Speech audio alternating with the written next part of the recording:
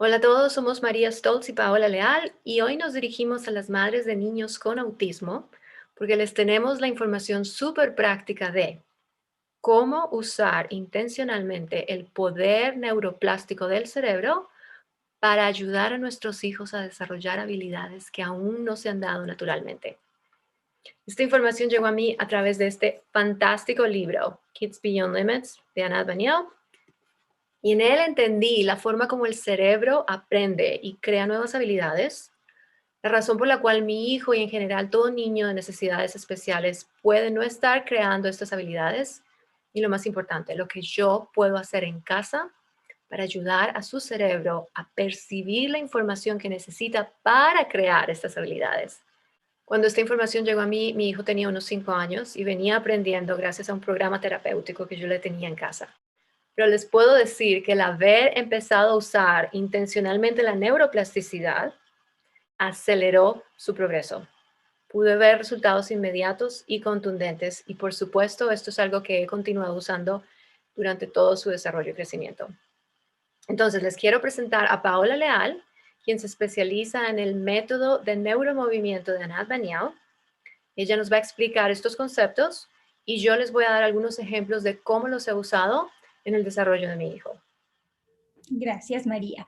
Entonces, sí, como María dice, yo soy practitioner de ABM Neuromovement y de lo que vamos a hablar hoy es de cómo aplicar lo que Anat ha llamado los 9 esenciales, que son con los que nosotros trabajamos. Nosotros trabajamos con los niños con sesiones individuales y utilizamos estos principios para hacer lo que nosotros hacemos de comunicarnos con el cerebro a través del movimiento y crear nuevas posibilidades.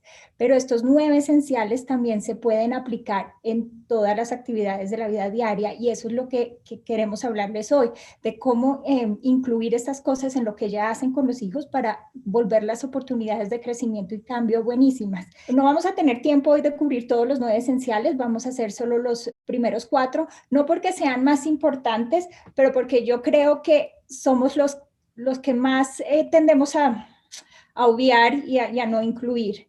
Pero si quieren aprender más acerca de los otros 5, pueden leerlos todos, están muy bien explicados en el libro, o también podemos hablar más adelante de qué se puede hacer para aprender más acerca de eso, porque se van a dar cuenta que va a ser una diferencia grandísima en cómo interactúan con los niños utilizando estos 9 principios esenciales. Cuéntanos cómo es que el cerebro aprende, qué es lo que necesita para comenzar a crear nuevas habilidades. Bueno, lo que sucede cuando hay necesidades especiales, no solamente autismo, y por eso es que este método es tan efectivo para diferentes condiciones, es que por cual que sea la condición, el cerebro no está siendo capaz de percibir la información. Y el trabajo del cerebro lo que hace todo el día, así no nos demos cuenta, es organizar información, todo lo que entra por nuestros sentidos el cerebro lo organiza para que tenga sentido para nosotros, ¿no? Entonces lo que vemos, lo que escuchamos, lo que sentimos. Pero cuando hay necesidades especiales, esto no está sucediendo. El cerebro no puede organizar, es como un caos, ¿no? Todo el tiempo. Entonces, lo que nosotros podemos hacer es crear condiciones para que estos cerebros que tienen esa dificultad empiecen a percibir estas diferencias y así organizar la información. Lo que el cerebro hace para aprender es primero tiene que darse cuenta de algo, ¿no? Prestarle atención a algo, que nosotros decimos es como discriminación, lo ha denominado Anat. Te tienes que dar cuenta que algo está ahí y ponerle atención. Después de eso, al poder ponerle atención, tú te fijas en que en relación a lo que está a tu alrededor, como las características. Esto, por ejemplo, con la luz. Oh, aquí está brillante, aquí está oscuro. Ya estás comparando algo, estás notando que es diferente a algo. Y después, cuando ya te das cuenta de eso, puedes integrar esa información en algo que tú necesites hacer o en cualquier actividad. Mejor dicho, ¿para qué es útil esa información para ti? Esa sería la última parte, que es integración. Pero eso no puede suceder. Tú no puedes integrar nada que no le has podido observar y que no has podido notar diferencias y comparar en comparación a otras cosas. Entonces, volvemos a esto, que los 9 principios esenciales lo que hacen es ayudar a esos cerebros a poder percibir estas diferencias y de ahí sacar información útil para nosotros, ya sea aprender cosas, desarrollar habilidades, hacer conexiones. Un cerebro sano cuando está haciendo esto hace alrededor de 1.800.000 conexiones por segundo. Pero si un cerebro no está pudiendo hacer esto, pues está haciendo mínimas conexiones. Entonces, al cambiar esto, es que podemos nosotros ayudar a prender el switch del aprendizaje, que es uno de los esenciales, y empezar que este cerebro se vuelva un cerebro potente que pueda aprender.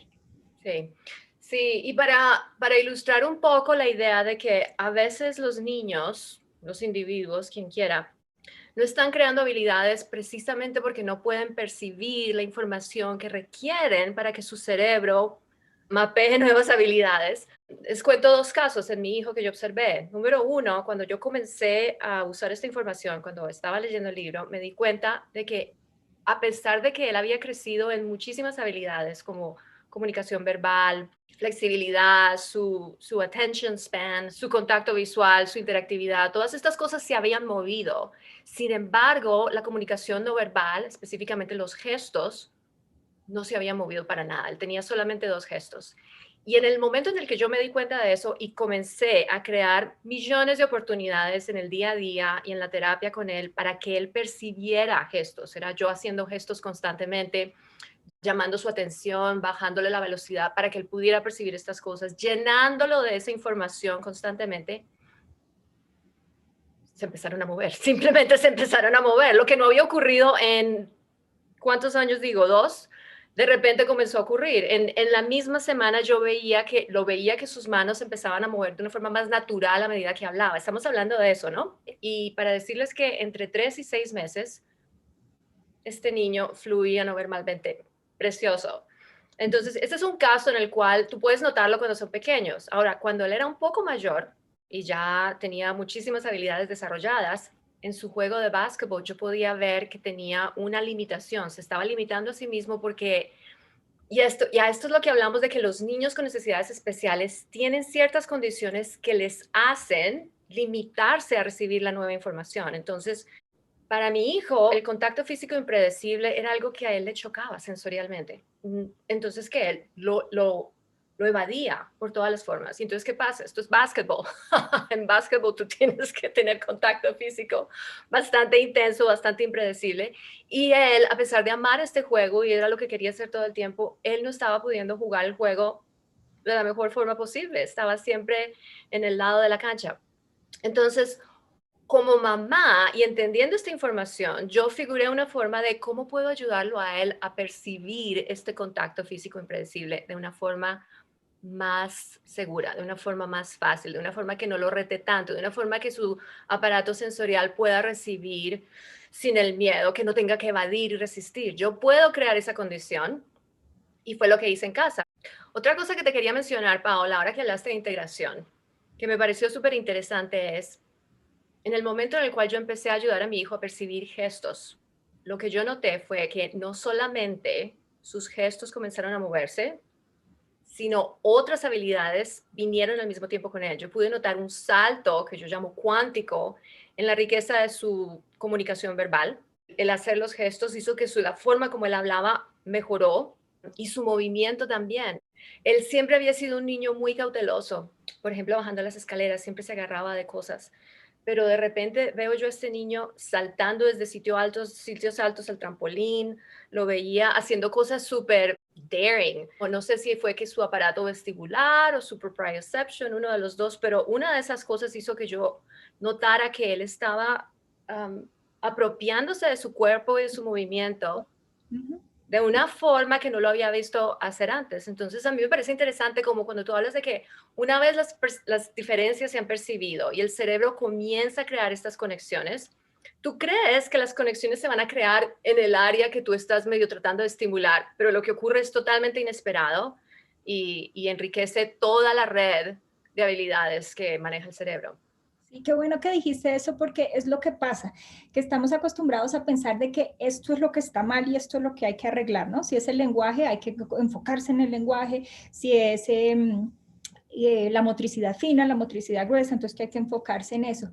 Y si entendemos cómo aprende el cerebro, lo que acabamos de hablar, de percibir diferencias, al ayudar al cerebro a hacer estas conexiones de notar cosas, de poder organizar información, todas las áreas mejoran, porque eso, así es como aprendemos en todas las áreas, que no está mal hacer juegos o hacer actividades enfocándose en una habilidad, siempre y cuando no nos olvidemos que lo que estamos haciendo es comunicarnos con el cerebro y ayudando a ese cerebro a percibir información. Y va a pasar lo que tú describes. En mi experiencia con mi hijo fue lo mismo, cosas que no le pusimos atención para nada, empezó a hacer a raíz de que su cerebro ya estaba pudiendo organizar información más efectivamente. Exacto. Entonces, por eso a mí se me hace esta información importantísima para los papás, porque cuántas cosas no podemos hacer en casa enfocándonos en este nuevo entendimiento de que no es ayudar a cortar con tijeras, es ayudar a, mira el papel, mira las tijeras que hay aquí, que hay allá, y eso es lo que te va a dar la información que vas poco a poco, los escalones que se necesitan para llegar a ese lugar donde queremos llegar, que es la habilidad compleja. Exactamente, es entender, ayudar a percibir diferencias, cualquier diferencia. Para poder organizarla y tener información. Es que empezar en que todo es información, dar a ese cerebro información, pero de una forma que la pueda percibir en este momento, porque ahí está la dificultad de la condición o del diagnóstico, que si no la está pudiendo percibir como nosotros pensamos o como nosotros la percibimos. Exacto, y por eso me pareció a mí tan emocionante, porque, ok, yo conozco a mi hijo, lo estoy viendo progresar, pero de repente cuando me doy cuenta, tal vez era yo percibiendo diferencias por primera vez, me doy cuenta, wow, los gestos no se han movido, versus todas estas otras cosas sí se han movido. Entonces, el yo misma comenzar a usar los esenciales me permitió percibir las diferencias que iban a hacerme mucho más efectiva en facilitar su crecimiento. Exacto. Entonces también ayudan a nosotros mejorar nuestra capacidad de nuestro cerebro y actuar de una forma diferente y más efectiva. Exacto. Bueno, hablemos de los esenciales. Bueno, el primero que vamos a hablar es movimiento con atención. ¿Y qué quiere decir esto? Cuando nosotros le prestamos atención a lo que estamos haciendo, podemos percibir más cosas. A todos nos pasa, alguna vez nos ha pasado, que estamos de afán, ¿no? Nos levantamos y hacemos la rutina de diaria, ¿no? Nos bañamos, nos arreglamos, puede que nos metamos al carro, nos vamos y nos empezamos a pensar, ay, sí me lavé los dientes, sí me puse crema. Cuando estamos en modo automático, no podemos percibir información, estamos haciendo las cosas. Entonces es un poco parecido a lo que pasa que si no prestamos atención a cómo nos movemos y a lo que estamos haciendo, estamos pasando perdiendo un montón de información que nos ayuda a organizar cosas. Y esto puede ser hecho muy simplemente. Nosotros, que ahora lo voy a explicar más adelante, lo que estamos haciendo con el coaching online para ayudar a los papás a utilizar los esenciales, es háblenle más a los niños. Díganles qué está pasando. Muchos de los niños con autismo hacen cosas repetitivas, ¿no? Y muchas veces ellos no están conscientes que lo están haciendo. Es una cosa como tan compulsiva y tan regulatoria que la información no está ahí. El solo hecho de decir, oye, ¿te estás dando cuenta de lo que estamos haciendo? Tu mano se está moviendo. O mira, estás escribiendo en el papel haciendo círculos. Ya cambia esa actividad porque le estamos prestando atención a qué es lo que estoy haciendo. Y de ahí podemos crear miles de oportunidades para percibir más información, que es un poco contrario a lo que dicen en otras terapias de que hay que parar. No estamos tratando de parar, no estamos tratando de cambiar la actividad, pero estamos tratando de llamar atención. Mira lo que estás haciendo. Ay, mira lo que pasa cuando haces esto. Mira lo que se siente cuando haces esto. Y esa información es seguro que no estaba siendo percibida antes. Y esto puede hacer grandes diferencias. Pero no solamente también en movimientos repetitivos, pero en cosas comunes de la vida diaria. Ay, nos vamos a sentar a comer. ¿Cómo vamos a comer? ¿Qué vamos a agarrar primero? Entonces, no es interferir en la actividad, pero de hecho amplificarla para que esa información, a mí me gusta decir esto, imagínense que ellos están en un poco de oscuridad porque esa información no está siendo percibida y ustedes van a hacer esa luz, ¿no? Como la perseguidora en los teatros, esa luz que enfoca, Magnífica. mira esto, fíjate en esto y fíjate en esto otro, y entonces va a enriquecer muchísimo la experiencia, sea cual sea lo que esté pasando en ese momento. De acuerdo. Es interesante porque el movimiento con atención se trata de que la persona misma se dé cuenta mientras ella se está moviendo. Entonces eso es medio un poquito difícil cuando uno piensa intelectualmente, ¿cómo voy a ayudar a mi hijo a que se dé cuenta de sí mismo? Well, una forma es como lo dices tú, narrando, pero a veces, muchas veces, el simplemente estar naturalmente con la intención de ayudarlos a percibir cosas nuevas, crea las oportunidades. Te doy un ejemplo. Mi hijo tenía esta actividad repetitiva. A él le fascinaba la idea de montarse en el carro y ver las luces de tráfico y ver las calles. Él estaba obsesionado con los números de las calles y los recitábamos. Siempre que nos montábamos al carro, teníamos que recitar 1300 este, 1450 este, ta, ta, ta. Entonces a él le gustaba tener esa situación en su playroom. Y la actividad era simplemente esa. Cortábamos papel, pedazos de papel, escribíamos las calles, él las ponía, creaba su mapa en el piso y se movía a través de ellas. Bueno, como esto era algo tan repetitivo para mí, yo encontré millones de formas de cambiarlo para hacerlo interesante para mí, de pequeñas formas, porque por supuesto yo no quería cambiar el juego, ese era el juego que a él le gustaba hacer y era el juego en el cual él estaba creciendo. Yo quería entrar en su juego, pero ayudarlo a percibir pequeñas diferencias. Y una vez se me ocurrió, yo siempre escribo la calle en el papel, corto el papel y escribo la calle. En vez de escribirla así y dársela, que es un proceso muy rápido, muy repetitivo que hemos hecho 8000 veces, ¿qué tal si esta vez uso este lápiz con acuarela? Escribí la calle con el lápiz con acuarela y luego traje el pincel, lo unté de agua y lo acuarelé, right? Esa es la forma como se usan estos materiales. Entonces, el solo introducir el material hizo que lo hiciera de una forma diferente y al hacerlo de una forma diferente, él se interesó y fue a hacerlo. Y ponle atención, viene a hacerlo él y escribe su coso y luego coge el pincel y con toda la fuerza del mundo empieza a hacerlo, entonces se borroneó todo.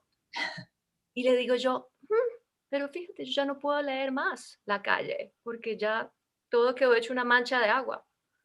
Y él coge otro pedazo de papel, vuelve a hacer la cosa, pero esta vez, en vez de poner toda la fuerza, él le pone atención a la forma como está poniendo el pincel y él mismo se da cuenta de cómo lo está haciendo. Ese para mí es un momento de movimiento con atención que uno Ujú. no puede estrategizar demasiado, pero que al usar estos esenciales te ves creando ese tipo de oportunidades en las cuales la persona se da cuenta de que algo cambió y le pone más atención a la actividad o a lo que está haciendo. Que actúa de las dos partes, como tú dices, o sea, ayuda a los niños, pero también nosotros nos estamos dando cuenta, ay, cómo podemos ser más efectivos. Y en este caso hablaste de dos esenciales, y es que eso es lo que tiende a pasar, porque los esenciales están denominados 9 Sí, independientemente, pero en realidad cuando uno los empieza a utilizar, todos se juntan, porque uno no puede hacer uno sin el otro. Entonces tú aquí incluiste la variación, que vamos a hablar de eso, y pues ya que empezamos a hablarlo, hagámoslo ahora. Variación, es muy importante hacer las cosas de diferente forma. Hay miles de formas de hacer una actividad y entre más formas utilicemos, más información le estamos dando a ese cerebro. Si nosotros hacemos las cosas de la misma forma siempre, no estamos creando nuevas conexiones, solamente estamos afianzando las que ya están. Y si de pronto esas no están tan efectivas para realizar la actividad, entonces lo que estamos haciendo es, ¿no?, grabar ese patrón del que ya está, el que yo le estoy haciendo de pronto no tan bien, la actividad. Entonces es súper, súper importante incluir diferentes formas de hacerlo. No es cambiar la actividad por completo, pero lo que tú dijiste está perfecto. O sea, ¿qué tal si hoy los semáforos y las calles son con acuarela? ¿Qué tal si mañana son, no? Hoy utilizamos papel, mañana utilizamos, qué sé yo, plastilina. Pero colores diferentes. Hoy colores, azul, mañana son rojo. cambios un poco más grandes, un poco más pequeños, pero todos son variaciones. Y también una parte importantísima de las variaciones es que nosotros también estamos acostumbrados a hacer la forma correcta de hacer las cosas, ¿no? Correcta. Y entonces cuando no lo hacen como nosotros esperamos que es la forma correcta, no, no, no, para, así no es y ya. Y resulta que los errores son una forma importantísima de variación, porque nos da información de cómo no hacer algo y por qué no hacerlo de esa forma. Nos damos cuenta, ay, si lo hago así, esto es lo que pasa y tal vez eso no es lo que yo quería. Entonces me doy cuenta, bueno, entonces si no quiero llegar a este lugar donde sale donde no quiero, ¿por dónde más puedo ir? Entonces es súper importante que en vez de pararlos cuando están haciendo un error, es antes de hacer más movimiento con atención, ay, mira cómo lo estás haciendo, ¿qué hicimos que pasó esto? Porque entonces así estamos integrando esa información y esa diferencia de que, uy, ¿qué pasó? ¿Por qué resultó esto? Como en el ejemplo del pincel. Él viene con toda la fuerza, borra su calle preciosa, tiene que volver a hacerlo. Si se hubiera dado cuenta, se hubiera dado cuenta, si no, igual yo se lo dije. Pero fíjate, pasó esto. Pues Interesante. ahí tú te volviste el primer esencial, ponle atención a lo que pasó. Ahora sí, lo que hacemos, lo que muchas veces tendemos a hacer es que, ay, así no era, votemos y se acabó la oportunidad de este aprendizaje. Le robamos la oportunidad de que él solito fue el que se dio cuenta que necesitaba hacer para que no se le volviera el agua en la pintura un desorden. Y Entonces, ahí estás empezando a hablar de despacio, que una también vez más es crucial y es precisamente lo que estás diciendo, es precisamente algo que voy a decir en despacio, pero sí, por ejemplo, todos estos juegos repetitivos, los juegos que ocurren día tras día, que tu hijo quiere jugar una y otra vez, esos son el suelo más rico para estas variaciones. Yo encontré que yo podía introducir nuevos materiales, por ejemplo, las luces, a él le gustaba hacer bloques de Lego y esas eran las luces rojas y verdes, introduciendo nuevos materiales como papel de colores, papel emocionante, brillante, self-adhesive, todo ese tipo de cosas. Nuevos lápices, sellos, por ejemplo, siempre escribíamos con un esfero a la calle. Una vez traje unas de esas estampillas que pones con tinta y luego queda ellos sí. sí, no, no sé decirlo. Tienes que asamblar lo que vas a decir letra por letra y luego ponerlo en el bloque y luego clavarlo y queda la cosa. Bueno, es el mismo juego, estamos escribiendo las mismas calles, pero en vez de escribirlas con un esfero, hoy las vamos a estampar. Bueno, eso nomás cambió el juego para siempre. Este juego que le había jugado por un año entero de hacer las calles y manejar, las estampillas fue una variación tan interesante para él dentro de su misma actividad que cambió el juego y él dejó de jugar esto y empezó a hacer con estampillas otras cosas. Entonces, exacto, sí, así funciona, porque cuando tenemos más en el repertorio, pues entonces podemos tener más intereses. Si no conocemos algo y no sabemos cómo es, pues nunca nos vamos a interesar. Entonces eso abre caminos para querer hacer otras cosas. Yo noto que la tendencia de los papás muchas veces con los niños autistas que prefieren la repetición y que tienen rutinas y rituales es darles el ritual para no molestarlos, por ejemplo. Eso o también lo contrario, pararlos para enseñarles la otra cosa que Algo quieren. totalmente diferente. Pero entonces, Exacto. por ejemplo, yo notaba en mi esposo la tendencia a repetir el ritual una y otra vez. A ellos les gustaba salir y caminar por el barrio. Siempre llegaban a tal calle, volteaban a la izquierda, hacían esto, siempre la misma cosa. Siempre que yo salía a caminar con Joaquín, era, oh, hoy vamos por aquí. Oh, hoy vamos a hacer pequeñas cosas. Yo siempre le preguntaba a él, ¿y qué hiciste hoy? Tal juego. ¿Lo cambiaste un poco? No. Entonces, me Pero parece. también puede ser un poco de miedo porque nosotros sabemos, los niños con autismo son rígidos y controladores y entonces nosotros pensamos, no, si voy a cambiar algo, no va a ir, pero es buscar la forma, no tiene que ser algo grande al principio, con una cosita mínima que sea diferente, ese es el camino a enseñar más. Entonces permítanse, y si esa no funcionó hoy, no quiere decir que jamás en la vida vaya a funcionar, sino que hoy esa, por alguna razón, no busquemos otra, pero sigamos insistiendo Exacto. porque es una oportunidad grandísima y necesario para la vida. O sea, eh, la variación está en todas partes durante nuestra vida, entonces necesitamos De acuerdo. poder incluirla en lo que hacemos.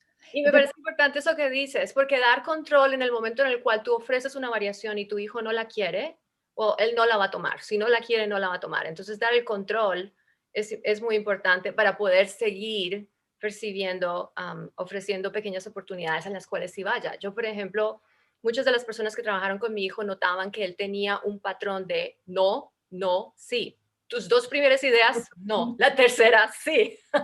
Entonces, poder persistir teniendo la idea de que es algo pequeño, que lo estás graduando a medida que notas. Tú misma notas cuál es el efecto de lo que ofreces nuevo. Por ejemplo, me parece interesante. Ni me acuerdo del juego, pero era un juego en el cual yo creé como un puppet show. Había una cortina y había unos muñequitos, unos finger puppets, introduciendo unos números. Los números eran la gran obsesión y pasión de mi hijo. Entonces hicimos este show y los muñequitos se introducían. Y recuerdo que vino uno y introdujo el número uno, el mágico número uno. Y mi hijo, fantástico, todo perfecto. Luego vino otro a introducir el número dos. Y mi hijo, no, no puede ser Monkey, tiene que ser Froggy. El primero que lo hizo, no quiero otro. Entonces ahí mismo me di cuenta, ok, no voy a tratar esto. De hecho, lo traté otra vez. Traje otro finger puppet que lloró un poco porque él no pudo introducir el número. Y me dijo, no.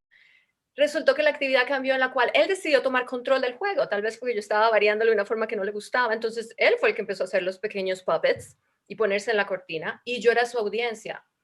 Ahí viene mi siguiente variación.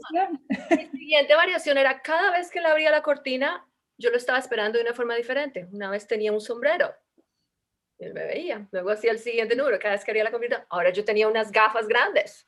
A la siguiente vez yo tenía un muñequito a mi lado. Entonces es no cansarse de crear estas pequeñas diferencias que es, una vez más, es quiero que él vea algo diferente esta vez. Y en estas actividades repetitivas y de ciclos, la cortina se abre, algo ocurre, se cierra. La cortina se abre otra vez, algo ocurre, se cierra. En estos ciclos puedes siempre crear estas pequeñísimas, pequeñísimas, pequeñísimas variaciones que, pienso yo, dan la oportunidad a que ellos se den cuenta de algo que no han notado antes y que les parezca interesante, que algo ocurra y algo cambie.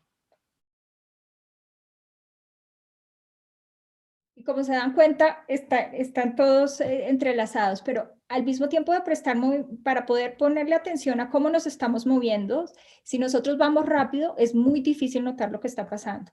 Si vamos en un carro a 1000 de un destino al otro, llegamos al destino, pero nos perdimos todo el paisaje que había en el camino, ¿no? En cambio, si vamos lento, podemos darnos cuenta del paisaje, del arbolito, de la vaquita, en fin.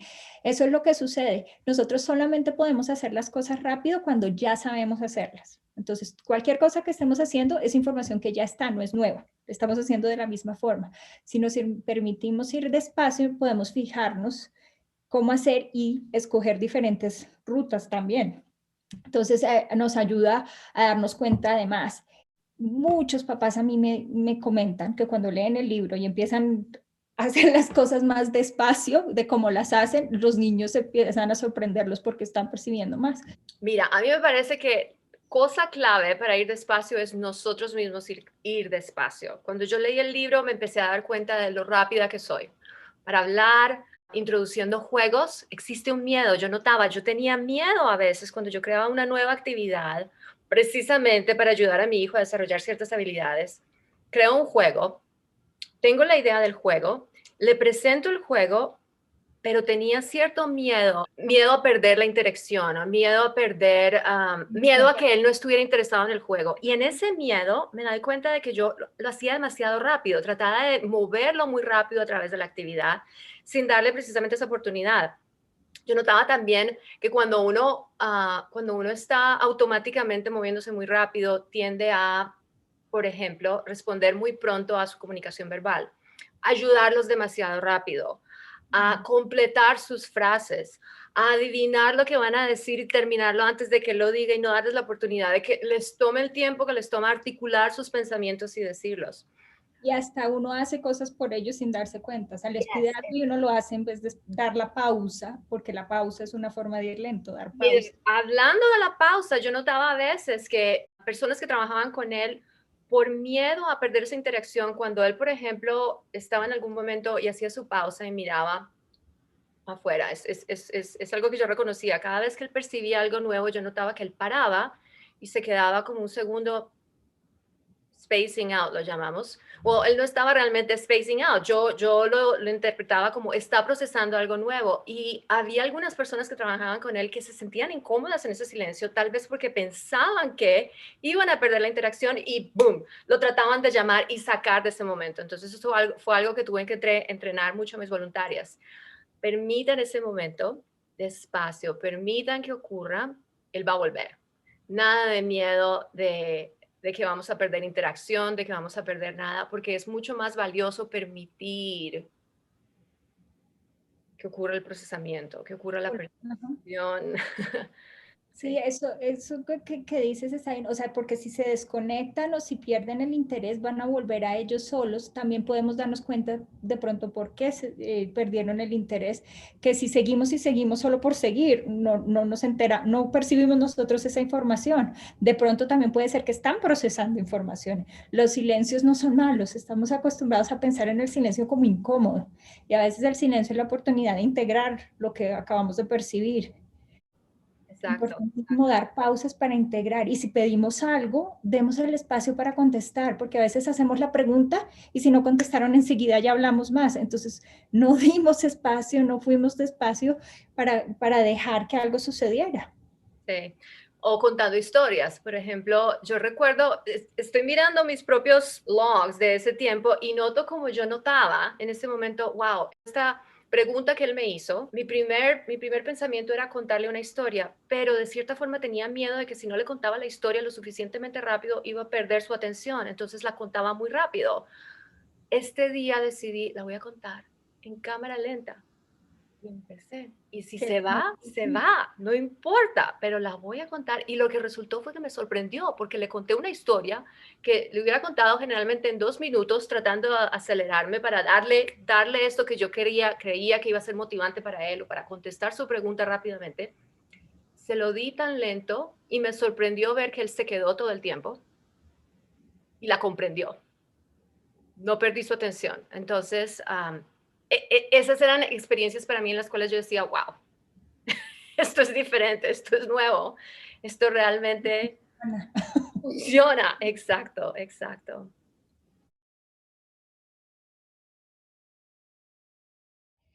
mucha intensidad no nos permite a nosotros percibir diferencias. Bueno, el ejemplo, si tú tienes algo y estás cargando algo pesadísimo y alguien viene y te pone, por ejemplo, un lápiz encima, tú no percibes ninguna diferencia ahí porque ya tu cuerpo está tan ocupado cargando esa cosa pesada. Pero si reduces esa intensidad y lo que estás cargando es una hoja de papel y le pones el lápiz encima, entonces tu cuerpo enseguida capta, uy, aquí pasó algo, aquí hay algo diferente. La diferencia es grande. Ujú. Entonces se tiende a pensar que se necesita, como no perciben, o que la intensidad debe ser grandísima para que perciban, pero también pasa, te pongo un ejemplo, como si estuviéramos en un cuarto con música, gente hablando, gritando, y yo te quisiera decir algo a ti. Para decirte algo a ti tendría que gritar tanto, tanto, que primero que todo, no sé, puede que me escuches, pero ya no vas a estar cómoda, ya estás desesperada, o sea que ya crea otras condiciones súper diferentes. Entonces lo que necesitamos es, además de ir lento, bajarle a la intensidad para permitir que estos cerebros puedan percibir cosas.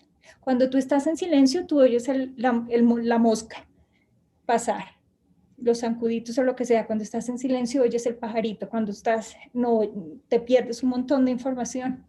Entonces, si pensamos en cuando introducimos cosas o vamos a hacer una actividad, en vez de ir con toda, vamos a hacer eso, tiende a pasar mucho con cosas físicas, por ejemplo, con las terapias físicas y todo, ¿no? Que hay que hacer y más. Si lo que queremos es que los niños tengan más control de su cuerpo e información de su cuerpo, lo que tenemos es que un minuto, vamos despacito y suavecito para empezar a sentir. Yo he descubierto en sesiones con niños que no sienten partes de su cuerpo y nadie se había dado cuenta, porque nunca nadie se tomó el trabajo de ir lento y con sutileza y así fue que nos dimos cuenta, oye, aquí no estamos sintiendo mucho. De acuerdo. Para mí la sutileza es tan clave porque es la que crea el espacio, el ambiente perfecto en el cual se puede percibir todo lo que no se percibe cuando tu cerebro está saturado de demasiados estímulos. ¿Qué es lo que ocurre generalmente Con los en niños niños con con el espectro. autismo? Demasiados estímulos, entonces estoy tratando de lidiar con ellos. No voy a percibir estas cosas, solo voy a percibir lo que ya logré percibir y me siento como percibiendo. Para darte un ejemplo, con el cuento del básquetbol de mi hijo, para él ese contacto impredecible físico, a pesar de ser del juego que él amaba, era algo que sensorialmente él no quería percibir y él se limitaba a sí mismo en hacerlo. Ahora, ¿cuál es la solución? ¿Obligarlo? Por supuesto no, porque va a ser una experiencia horrible, traumática, inmunda, en la cual él no va a percibir nada sino dolor, discomfort, todo este tipo de cosas. Entonces, mi trabajo, tratando de ayudarlo a percibir diferencias, era hacer la situación sutil, no hacerlo en la cancha. Entonces decidí en la casa, ¿qué tal si en la casa, cuando no hay toda esta gente, solo tu mamá, sobre la cual ya sabes que tienes bastante control, qué tal si te doy la oportunidad de percibir este contacto físico impredecible de una forma más sutil, de una forma en la cual te sientas, lo puedes tomar? Con control y con, ¿cuál es la palabra en español? Safe. Te sientes, Seguro, que no te sientes te invadido, sientes no te sientes seguro. asustado, estás seguro. Entonces, para darle esta experiencia a él, lo que yo creé fue muy simple. Dije, ok, quiero que sea impredecible, quiero simular este tipo de contacto físico, es impredecible, él no se da cuenta cuando va a venir, porque él estaba ok con jugar cosquillas y cosas así. Cuando él lo venía a venir no había problema, era cuando lo sorprendía que no. Entonces, para sorprenderlo, para producir esa experiencia, le tapé los ojos y le dije, ok, yo te voy a sorprender con diferentes formas de contacto físico, pero lo vamos a empezar a hacer de una forma muy segura. Primero vas a estar acostado y lo voy a hacer. Y cuando estés listo, te vas a sentar y te lo voy a volver a hacer. Y cuando estés listo otra vez, te vas a levantar. Esa es la más retante, ¿no? Esa es la difícil. Estando parado, que me sorprenda con cosas. Entonces yo le hacía cosas un poquito bruscas, cosas muy suaves. De diferentes formas lo sorprendía. A veces lo tocaba simplemente aquí, a veces lo movía. Y este fue todo el ejercicio. Nos tomó 15 minutos y luego él me lo quiso hacer a mí, porque él siempre tenía que controlar nuestros juegos, lo cual me pareció perfecto. Después de ese ejercicio lo hicimos una vez más y Paola, el cambio que ocurrió con solamente esas dos pequeñas experiencias de 15 minutos de él. Bueno, primero que todo tengo que decirte, después de la primera vez que lo hizo, lo que me dijo fue, mamá, me di cuenta de algo. Me pregunté, ¿qué te diste cuenta? Me di cuenta de que puedo tomarlo, que para mí era lo clave. Eso era lo que él no sabía. Él pensaba, no puedo tomar esto, entonces nunca lo hago. Pero al darle esta experiencia, él se dio cuenta, wait a minute, esto funcionó, esto funcionó. Entonces, ¿qué pasa? Con esa nueva información, él llega a la cancha, a su siguiente práctica de básquetbol, y lo que noté era que él mismo le entraba a esas situaciones de patanería de los niños, porque él ya se había dado cuenta de que tenía cierta tolerancia, de que él tenía la capacidad de resistirlo, entonces que él buscó esa experiencia otra vez para volver a experimentarla, para darse más validación de que él podía hacer esto, y su juego cambió para siempre. Ese fue el primer momento en el cual la forma como él ya puede jugar básquetbol de una forma bien, ¿sí? Él ya no está fuera del juego, él está dentro del juego, ya toma todo este tipo de cosas, pero jamás lo hubiera hecho si hubiera seguido con la creencia de que no podía tomarlo. Tú lo que ayudaste también fue a que él pudiera organizar esa información. Lo que pasa es que lo que él sentía, él no sabía qué hacer con esa sensación y se siente, a mí con mi hijo me pasó una vez cuando él estaba yendo a, yo todavía no me había certificado, no estaba, ni siquiera estaba en el entrenamiento para ser practitioner y él iba, lo llevaba a las sesiones y él no resistía que le tocaran la columna vertebral, no sabía qué hacer con esa información, se sentía, pero él ya hablaba mucho y le dijo, es que me duele. Entonces, y realmente no era dolor, pero era tan incómodo y tan lejano a él que lo relacionaba con dolor. Y poco a poco las sesiones lo que fueron a ayudar, bueno, el practitioner fue muy inteligente en ese momento y entonces le llamó atención a eso, a lo que estaba sintiendo. Le dijo, lo que tú sientes, tú crees que es dolor como cuando te caes, tú te has pegado y piensa una vez en que te caíste, bueno, todo, o es como, o se siente raro, como le empezó a dar esa distinción. Una cosa es doler y una cosa es sentirse raro. Y eso lo ayudó un montón a permitir eso que no sabía qué hacer, como, se siente raro, pero raro no es tan malo como dolor. Entonces, y lo que tú describes de Joaquín, exactamente, se dio cuenta que podía resistir, pero también qué hacer con eso que sentía. Y el haber bajado la intensidad fue lo que lo permitió llegar ahí, el haberlo hecho sutil. No es que ahora vamos a empezar a empujarlos y hacerlos para que organicen la información o porque no saben cómo. Entonces, invocando estos no esenciales, creamos las condiciones para que ese cerebro empiece, puedo. Y cuando una conexión nueva está hecha, puede ser recreada en cualquier momento y puede ser, de hecho, puede volverse en una conexión más compleja. Entonces, estamos solamente empezando el camino a poder hacer cosas de ese estilo aún más grandes. Me encanta ese ejemplo, me encanta porque es también nosotros estar tan pendientes que no tomamos la información por dada. Dolor, ok, yo podría creerme que es dolor, pero poder tener la capacidad de estar tan, tan perceptivos. Exacto, en sintonía, perceptivos, despacio, un minuto, no me lo voy a tomar así rápidamente, voy a cuestionar esto, voy a ayudarlo a... Y eso sucede cuando nosotros estamos utilizando los esenciales nosotros mismos, que se nos ocurren esas cosas. Entonces, los esenciales son un tesoro, no solamente para los niños con condiciones especiales, sino para todos, porque nos permite a nosotros darnos cuenta de tantas cosas que estábamos pasando desapercibidas para ayudarlos a ellos y para nosotros también actuar de una forma diferente que nos enriquece en nuestra vida, ¿no? Porque uno, el hacer su trabajo lento, no sé, tomarte tiempo para disfrutar una actividad que tienes, le proporciona al cerebro más de lo que le gusta, ¿no? Y muchísima más riqueza de la experiencia y de la información. De acuerdo, de acuerdo. La sutileza para mí es crear ese espacio. Entonces yo comparo la experiencia de un niño que está en una situación en la cual la gente lo está exigiendo, la gente lo está comparando, le está hablando de que hace las cosas bien o mal. Estoy pensando básicamente en un colegio en el cual una persona, no necesariamente con autismo, una persona que no está funcionando de la forma como los otros niños están funcionando, es constantemente recordada de que está teniendo trabajo ahí, ¿sí?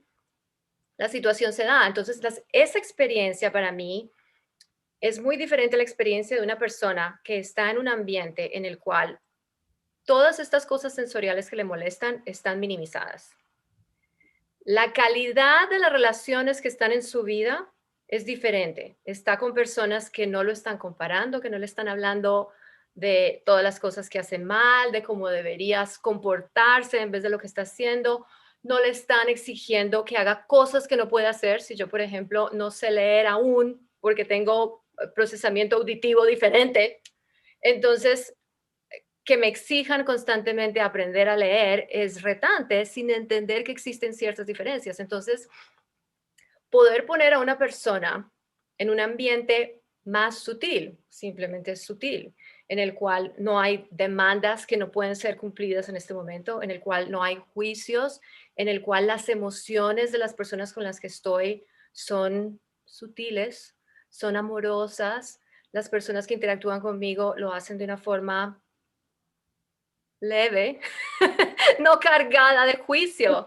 Yo lo veo es como que dan espacio al crecimiento, ¿me entiendes? Estamos dando espacio porque estamos pensando, y esto es otro esencial, pero bueno, hablemos de esto brevemente, que es movernos de esa, ¿cómo se dice? Mindset en español, de ese pensamiento Actitud, de sí, estar pensando que hay algo que arreglar, de que hay algo mal con estos niños, y más bien pasar a conectarnos y a proporcionar oportunidades para estos niños aprender y los resultados van a ser súper diferentes, porque si tú vas ahí, no, que tengo que enseñarle a cortar con las tijeras derecho y tal, no, voy a mostrarle cómo se usan las tijeras, voy a ver qué pasa con las tijeras y cambia absolutamente la experiencia de todo el mundo y los resultados se van a dar cuenta. de acuerdo. Esto me está recordando esa historia del procesamiento auditivo. Yo no supe que mi hijo tenía auditory processing disorder hasta que tuvo 9 años, 8 años. Todo el tiempo antes yo no tenía ni idea. Yo lo único que notaba era que él no escuchaba igual en una situación de uno a uno versus una situación en un grupo. Esa era toda la información que yo tenía. Este niño leía desde los 3 años, pero cuando leíamos cosas que no eran de su tema familiar, yo notaba que no había comprensión de lectura. Entonces, ¿qué ocurre? Yo leía con él, a ti te dicen, léele a tus hijos todas las noches. Y yo leía libros con mi hijo y yo notaba que él no ponía ni 5 de atención. Pero ¿qué decían los expertos? Así parezca que él no está poniendo atención, síguele leyendo, él está entendiendo. Well, no, no siempre. Eso fue lo que yo descubrí. Lo que ocurría con él, una vez tuve suficiente información que no siempre se presenta a los 2 años, sino que tenemos que observar muchas cosas hasta llegar a ciertas conclusiones, era que él no podía procesar lenguaje tan rápido como las personas típicas, neurotípicas. Él tenía una dificultad neurológica en el procesamiento del lenguaje, de párrafos largos del lenguaje. Entonces, en una conversación uno a uno, no hay problema porque él la controla, él puede pararme, mis frases son más cortas, hay toda la conversación no verbal, hay muchísima más información, él no tenía problema con esa situación. Pero vamos a leer un libro en el cual los párrafos son más largos, en el cual tenemos que esperar varios párrafos para entender qué me están diciendo. Bueno, lo que ocurría era que él empezaba a escuchar y después de unos minutos de darse cuenta de que no entendía, paraba, Bien se interesante. perdía, se perdía. Entonces todo lo que yo hacía leyendo no servía para nada. Una vez me di cuenta de que esto era lo que estaba ocurriendo, empecé a leer con él de una forma muy diferente y yo pienso que usé los esenciales, dándome cuenta o no. Yo le leía una frase del libro, empezaba una frase y paraba y hacía un comentario o le hacía una pregunta. De cierta forma, traía su atención a la frase que acabábamos de leer para asegurarme de que él la había procesado. Entonces, la primera vez que lo hice de esta forma, nos tomó una hora leer un pequitín chiquitín. Pero ¿qué pasó? Todas las noches empezamos a leer así. Yo le leía un pedacito súper corto y lo envolvía en la discusión. Lo que pasó fue que él empezó a percibir la historia, empezó a entender de qué se trata esta historia, quiénes son los personajes. Toda esa información fue procesada finalmente y ya cuando la tenía, las pausas eran mucho más espaciadas porque él ya tenía suficiente información en su cerebro, había notado patrones del lenguaje que él mismo podía procesar la nueva información con base en eso. Y así fue como empezó. En este momento este niño está leyendo libros solo, sin mí. Y para decirte que este procesamiento auditivo yo lo hice de dos formas. Yo lo hice con la conexión y con los esenciales y también lo hice intensamente yendo por intervenciones para resolver el proceso auditivo ya. Y no funcionó. No funcionó. Lo que funcionó fue permitir, darle oportunidades de que él se empezara a sentir más exitoso, más interesado en la actividad de leer. Y un buen día hubo suficiente que él empezó a leer el libro solo. Pues lo que tú describiste que hacías, yo estaba pensando, esto es un esencial, esto es otro esencial. Eso es lo que queríamos nosotras mostrar hoy, que cuando las cosas que hacemos, no tiene que ser nada nuevo, pero lo que ya hacemos al día a día con los niños, si incluimos estas cosas, se van a volver en oportunidades grandísimas de enriquecimiento para estos niños y de aprendizaje. Puede ser ya sea una actividad dedicada a algo como una lectura, como o ya sea el sentarse a ayudarlos a comer, a vestirlos. Si les damos información que ellos puedan percibir y procesar, van a empezar a sorprendernos.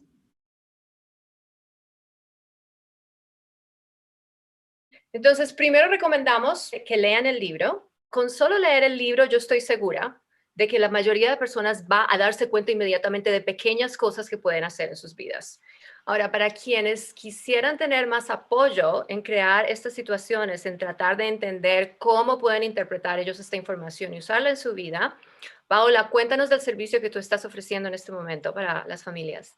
Okay. Ahora lo que estamos haciendo los practitioners de ABM, Anad creó un coaching vía internet para ayudar a los papás a integrar estos esenciales en las actividades que hacen día a día. Entonces, las sesiones son cortas, pero son con el niño y nosotros vamos observando y diciendo qué podemos incluir o cómo podemos cambiar lo que estamos haciendo o variar para incluir los esenciales. Y ha sido muy exitoso, los papás están muy contentos porque era como un experimento al principio y realmente ha funcionado súper bien porque para mí ahora es un complemento al trabajo que nosotros veníamos haciendo de atender a los niños y verlos en las sesiones, porque están pasando cosas cuando los podemos ver en el consultorio y hacer las lecciones, pero en la casa están en este ambiente ahora de posibilidades donde los nueve esenciales están presentes, entonces están pasando cosas más rápido, cambios más grandes porque ya no es aislado, ya se está incrementando. Entonces, si alguien está interesado en hacer estas sesiones, se ofrecen en paquetes de 4 y en días consecutivos. Entonces, me pueden contactar si piensan que sería útil para empezar a utilizar más los esenciales. Pero como dice María, el primer paso es leer el libro, entenderlos. El coaching es buenísimo, se los recomiendo. Y si tienen la posibilidad de ver a un practitioner también y tener sesiones uno a uno, también súper recomendada. Paola, ¿dónde te puede conseguir la gente en este momento? En mi página de neurooptions.com está la información tanto en inglés como en español y me pueden contactar. Perfecto. Y también para quienes estén interesados, en mi práctica estoy creando un club de estudio totalmente alrededor de este libro. La idea es que lo vamos a leer despacio, capítulo a capítulo. Nos vamos a tomar una semana para usar lo que aprendemos del libro en nuestra casa, para experimentar, jugar con esto, notar lo que vemos y luego nos vamos a reunir cada 2 semanas para discutirlo en grupo. Lo estoy haciendo en un grupo pequeño, entonces quienes estén interesados en esta experiencia me pueden contactar a mafemaria.com.